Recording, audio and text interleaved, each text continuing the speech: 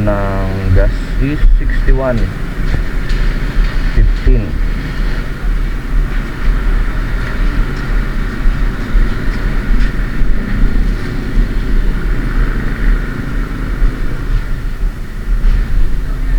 Sana hindi tayo malate. 100 lang. Green.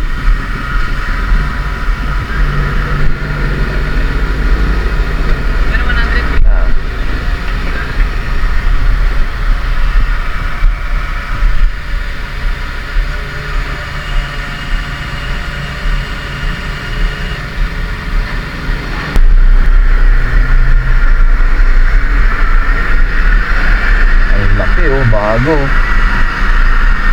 Magagamit na naman dito sa atin.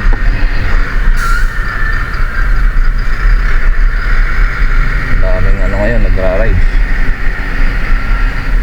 Unahin na natin. Siguradong ano yan. Sa summer, ang daming mga motor na dadaanan naman dito. Kahapon may mga nakasabay akong naka big bike, mga foreigner.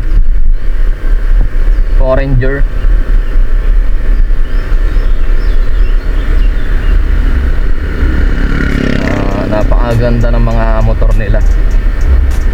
And sana pala rin tayo balang araw karoon tayo kahit isang big bike.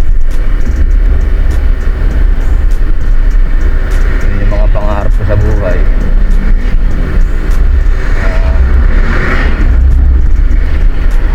Nakakatulong sa atin sa magta-travel, saka siyempre sasakyan para pag magta-travel sa mga pamilya hindi tayo mahirapan, di ba? Pasensya na kayo sa audio kasi wala akong microphone na dala. Pero sa susunod mag-mic tayo para mas clear yung audio. Mas maganda kasi mas clear yung audio.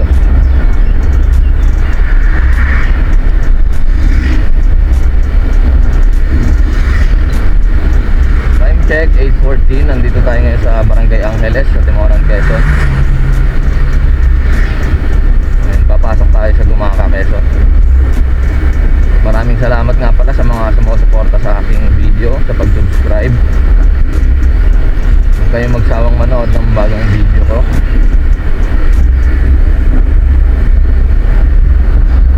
And soon magpapagawa na rin tayo ng sticker para makapagbigay tayo ng sticker sa mga bayan na mapupuntahan natin, sa mga subscribers natin doon. And para mas makilala pa ang aking channel. Good vibes lang naman ang dala ng channel ko, wala tayong bad vibes.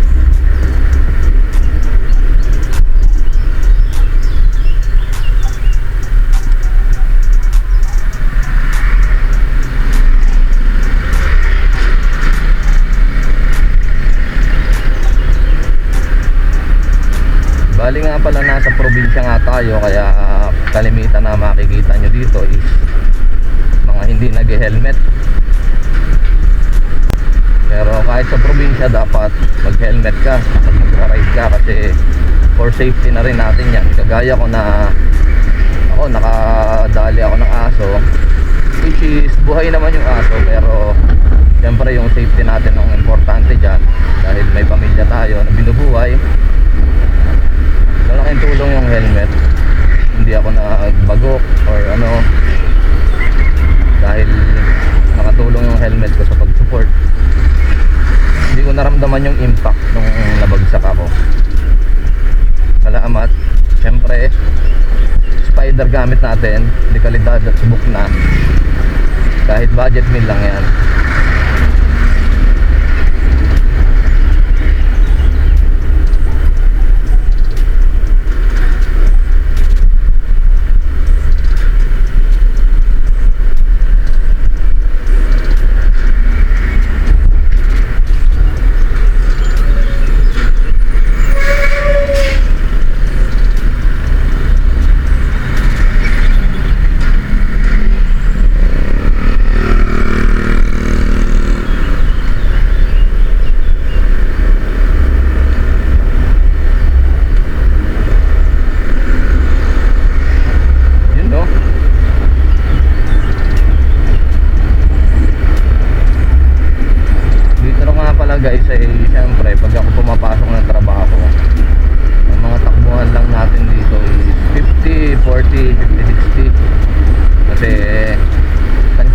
natin ng oras.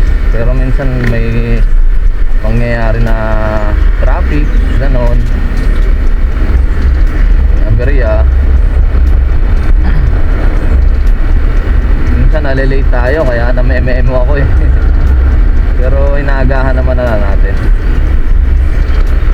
Siyempre iwas memo ng HR, kasi malaking bagay din pati yung nawawala kapag late tayo. Kasi yung OT naman hindi naman talaga babayaran yan. Ang tinitingnan naman lagi ay late, di ba?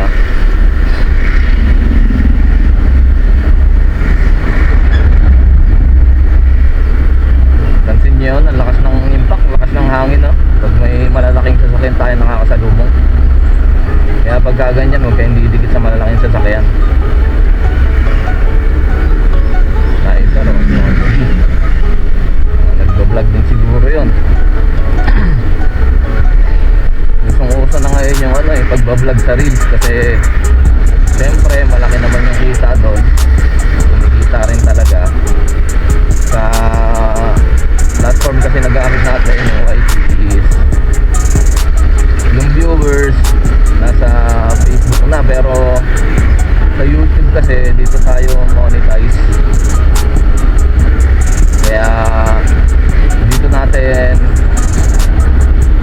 Kaya dito tayo nagpupursige mag-vlog, nag-upload. Kasi dito tayo monetize eh.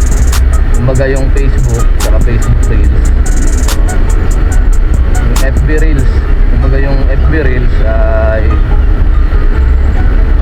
tatsagain pa natin yon. Pero mag-upload din tayo doon, continuous upload. Hindi ko nga lang masisure na makakapag-upload ka lagi doon, unlike dito sa YT, kasi siyempre may pundasyon na tong YT.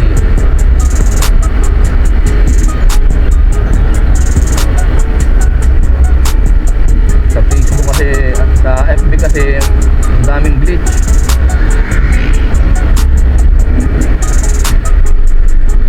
Pero nagiging okay naman, siyempre mga ayos naman ng IT, yung mga support naman. Problem nga lang, medyo nahihirapan ako sa FB magpa-monetize. May kanya-kanyang linya rin yan kasi.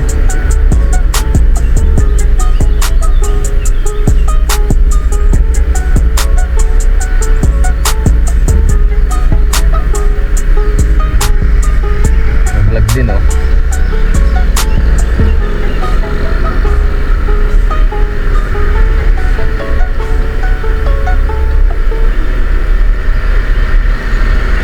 Nakita nga ako malaking subscriber sa YT, pero sa FB almost 1,000 lang siya. Ganon, kumbaga hindi mo naman agad makukuha pareho yan. Kung saan ka una mag-work, kung saang social media app, i-push mo doon hanggang sa monetize ka, makilala ka. And siyempre kumita ka, lahat naman tayo kailangan kumita dahil yun ang goal natin, yung earnings tsaka yung mga i-upload natin na memories. Kahit ilang taon na nakalipas, nandun pa rin, di ba? Enjoyin nyo lang yung pag-content. Kasi ako bago ma-monetize is 1 year ako nagko-content bago ako ma-monetize dito kay YT. Pero after 1 year no, na-monetize ako, hindi pa ako sumahod noon. Nag-ipon muna ako ng minimum payout, which is mahirap siyang kunin kasi maliit pa lang yung subscribers ko. Hindi ko agad ma-reach yung minimum payout. Kaya kailangan ma-reach mo yan bago ka makasahod, which is $100 lang. Pero hirap na hirap ako. Ganun talaga pagka small content creator, mahirap ma-reach yun. Pero nung na-reach ko na yon, continuous upload ako, makakapag naka-payout na ako, and then nag-iipon na naman ng bago. Diba? Yun ang kagandahan dito sa pagko-content natin. Habang nagtatrabaho tayo, may magkakaroon tayo ng extra income. Kagaya nun, yun ay nakaplano na panghulog sa motor ko 1 month na panghulog, naka-free ako. Unti-unti naman yan, makakaraos din tayo yan.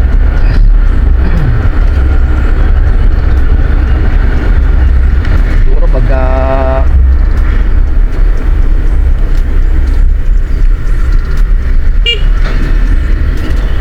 nakailang ano na tayo,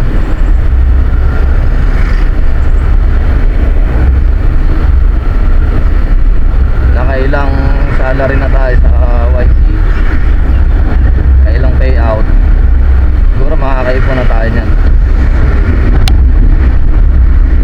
Kailangan ko rin mag-ipon ngayon kasi magpapabinyag ako ng anak, ng aking Unica Iha for now.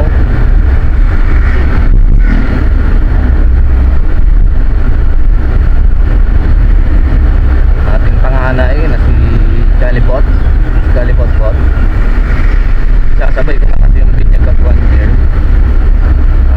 Nagiging practical lang kasi tayo ngayon kasi alam niyo naman yung budget talagang medyo mahirap, no? Nagbabudget lang din tayo.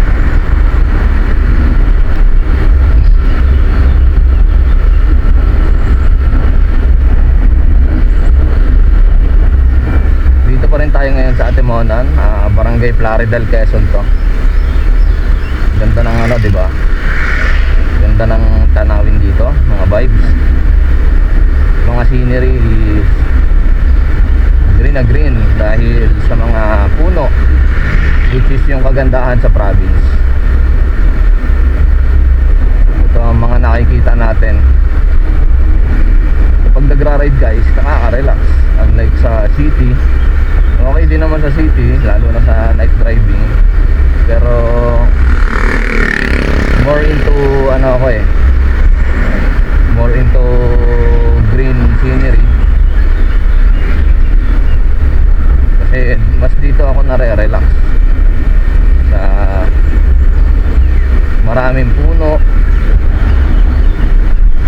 which is karamihan naman ganon, na mas nare-relax talaga sila sa ganitong scenery.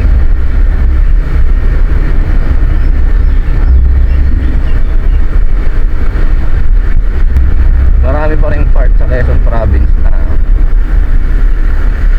sira-sira pa ang kalsada.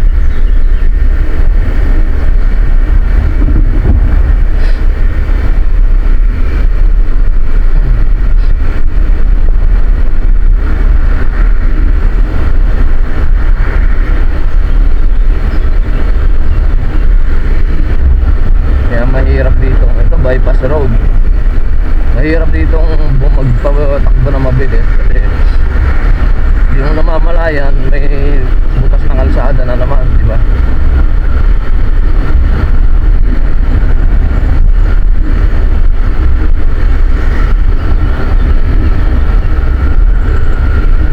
Kagaya niya, no, may sira na naman, no? Kahit ako, kabisado ko na, araw-araw akong bumabiyahe dito. Minsan nabibiktima pa rin ako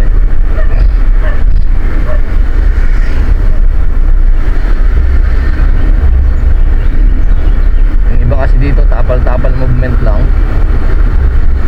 Tapal kabayo kung tawagin.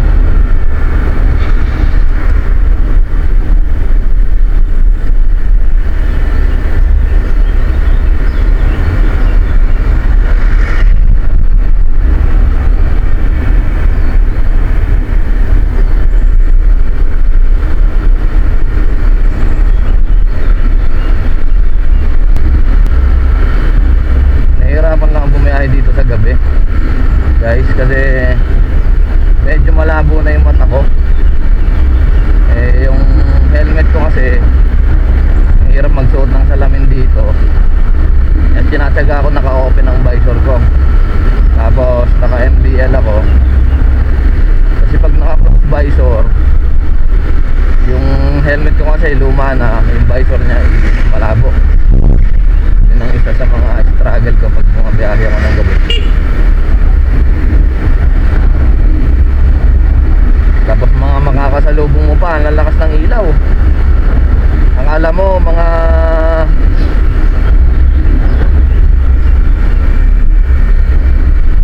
may-ari ng Meralco. Isang malakas na ulan, nangyari na naman ang tapal kasi mga lupa lang naman kasi yan. Pag maulan, mas madulas. Maaraw pero medyo umaambon. Ang kasabihan sa amin dito, may kinakasal daw na kabayo, o kaya may kinakasal na inchit. Sa inyo, anong kasabihan kapag ganyang maaraw tapos medyo maambon? May mga kasabihan kasi yan eh.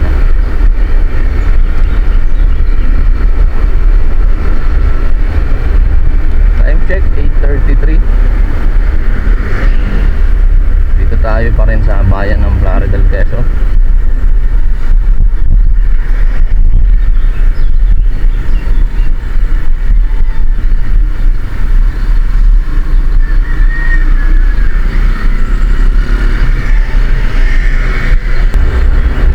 Maraming kumakain na biyahero, mga nakatruck, mga kotse, nakamotor.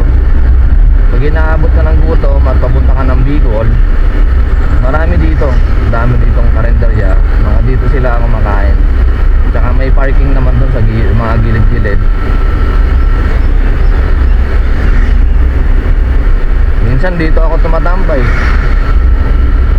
pagka galing akong pag-CCI wave ng Atimonan, pagbilaw, ganyan.